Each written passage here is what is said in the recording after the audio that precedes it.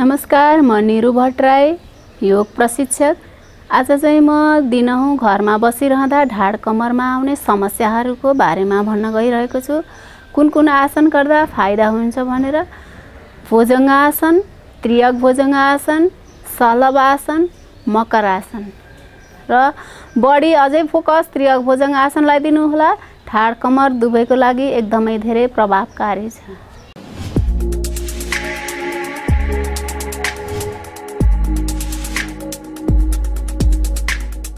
अब चाहिँ म मकरासन गरेर देखाउँदै छु। यो आसन गर्नको लागि चाहिँ पेटको बलले गरिन्छ। अब हामी घुप्टो परेर सुत्दै छौं। दुवै कुइनालाई जोडिदिने छौं। गोडालाई पनि सिधा जोडेर राख्ने छौं। सुरुमा बायाँ गोडाले हिपमा छाउने छौं। श्वास छोड्दै एकैछिन टिक्ने छौं। श्वास लिँदै सिधा, फेरि दायाँ गोडा श्वास छोड्दै एकैछिन टिक्ने छौं, रोकिन्छौं। श्वास लिँदै सिधा, फेरि श्वास छोड्दै,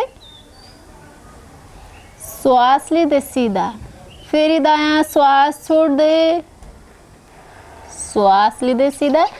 यसलाई हामीले 5-7 पटक पनि गर्न सक्नेछौँ र दुवै गोडाले पनि गर्न सक्छौँ। श्वास छोड्दै एकछिन टिक्छौँ, श्वास लिँदै सिधा, दोस्रो पटक श्वास छोड्दै,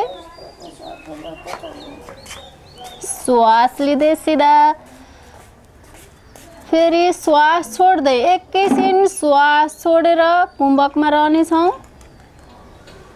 श्वास लिँदै यसलाई पनि विश्राम। अब म भुजङ्गासन गर्न गइरहेको छु। यसले पनि कमरको लागि एकदमै धेरै फाइदा पुर्याउनेछ। घुप्टो परेर सुत्नेछौँ पेटको बलले। दुवै गोडालाई जोडिदिने छौं। हातलाई कुमको दायाँ बायाँ राख्नेछौँ। पुरा श्वास पर्नेछौँ। श्वास लिँदै माथि हेर्छौँ। कमरको भागलाई मात्र उठाउँछौँ। एकछिन टिक्छौँ। श्वास छोड्दै बिस्तारै चिउँडो जमिनमा, फेरि श्वास लिँदै पुरा श्वास पर्ने, माथि हेर्ने, एकछिनसम्म टिक्ने। श्वास छोड्दै चिउँडो जमिनमा, फेरि श्वास लिँदै माथि पुरा श्वास पर्छौँ, माथि हेर्छौँ, एकछिनसम्म टिकिरहन्छौँ। श्वास छोड्दै चिउँडो जमिनमा, गोडालाई जोडिदिने छौँ। हातलाई कुमको दायाँ बायाँ गर्नेछौँ। भुजङ्गासन। श्वास लिँदै माथि हेर्छौँ, पुरा श्वास पर्छौँ, एकछिनसम्म टिक्छौँ।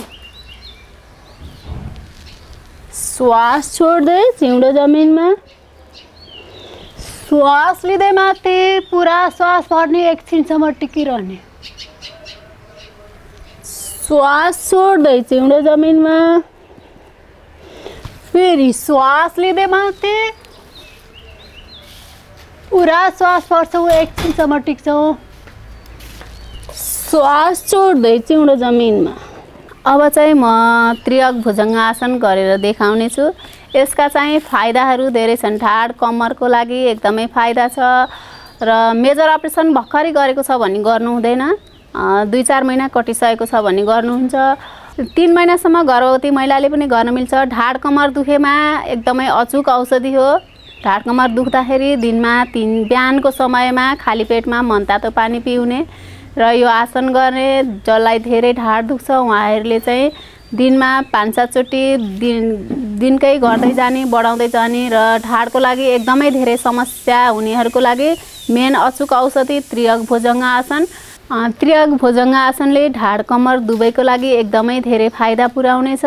यसले चाहिँ धेरै ढाड कमर दुखिरहँदा दिनहुँ बिहानको समयमा 4-5 पटक दिनकै गर्दै जाने। बिहानको समयमा खाना खाने बित्तिकै गर्नु हुँदैन र गर्नु हुँदैन। गर्भवती भएर 7-8 महिना कटेको छ भने पनि गर्नु हुँदैन। अनि मेजर अपरेसन भर्खरै गरेको छ भने पनि गर्नु हुँदैन र गर्नुहुने सुगरको बिरामीले पनि गर्न मिल्छ, प्रेसरको बिरामीले पनि गर्न मिल्छ र थाइरोइडको बिरामीले पनि गर्न मिल्छ। र प्रेसरको बिरामीले श्वासलाई धेरै बेर नरोकिकन श्वास लिँदै छोड्दै गर्नुपर्छ। छिटो छिटो धेरै बेरसम्म कुम्भकमा रहनु हुँदैन। अरू सबैले यो आसन गर्न मिल्छ र ढाड कमरको लागि मेन एकदमै फाइदाजनक आसन चाहिँ त्रियक भुजङ्ग आसन हो। ढाड कम्मर दुईटैको लागि एकदमै धेरैले प्रभाव पार्नेछ। अब म त्रियक भुजङ्ग आसन गरेर देखाउँदैछु हजुरहरूलाई। यो पनि पेटको बलले सुत्ने छौँ, घोप्टो परेर गोडालाई अलिकति फट्याउने छौँ। दुवै गोडालाई टाढा राख्ने छौँ र हातलाई कुमको दायाँ बायाँ राख्ने छौँ।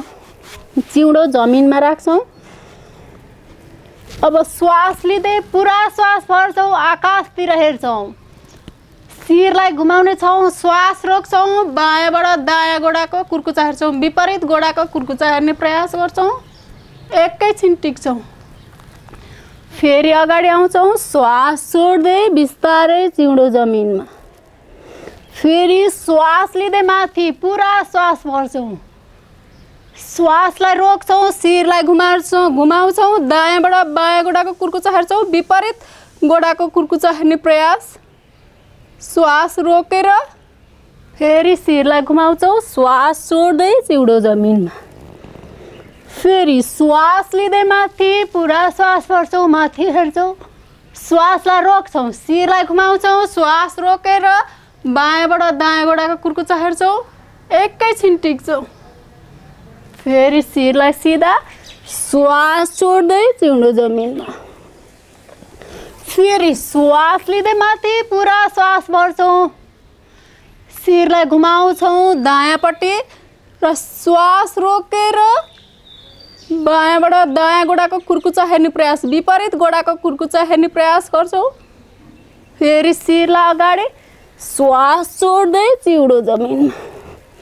फेरि श्वास लिँदै माथि पुरा श्वास भर्छौँ, बिस्तारै शिरलाई घुमाउँछौँ, श्वासलाई रोक्छौँ, बायाँबाट दायाँ गोडाको कुर्कुचा हेर्छौँ, विपरीत गोडाको कुर्कुचा हेर्ने प्रयास।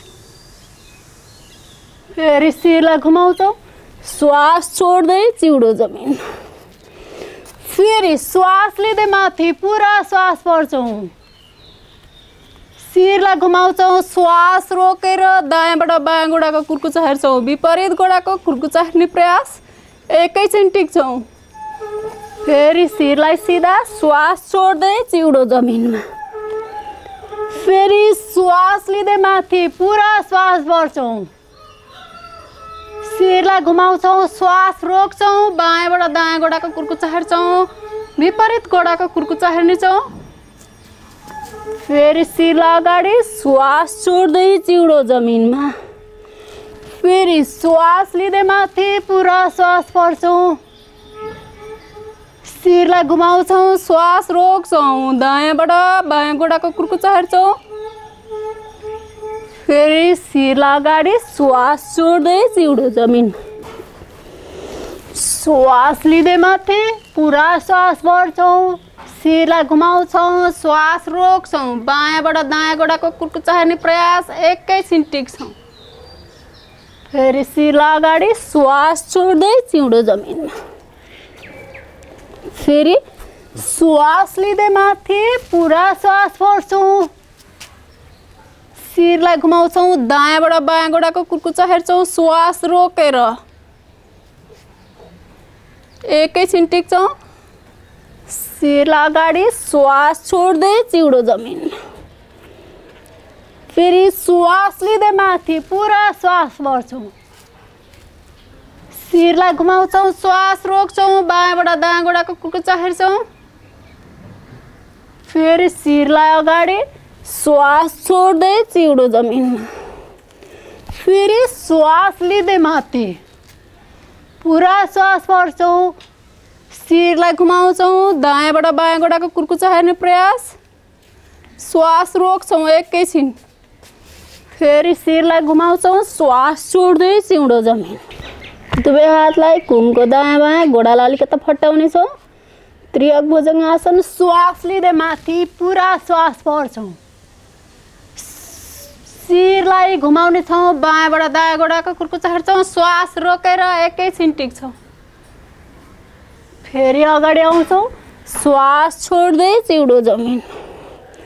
श्वास लिँदै माथि शिरलाई घुमाउँछौँ, श्वास रोकेर दायाँबाट बायाँ गोडाको कुर्कुचा हेर्ने प्रयास। फेरि अगाडि आउँछौँ, श्वास छोड्दै चिउडो जमिन।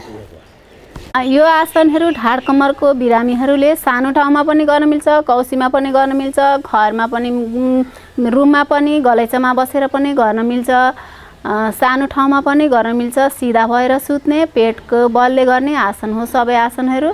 र यो आसन चाहिँ दिनहुँ दिनमा 3-4 पटक बिहानको समयमा गर्नुभयो भने धेरै प्रभावकारी हुनेछ। ढाड कम्मरको लागि, हजुरहरूको लागि एकदमै धेरै फाइदाजनक छ। यति भन्दै आजलाई बिदा चाहन्छु। हस्त, नमस्ते।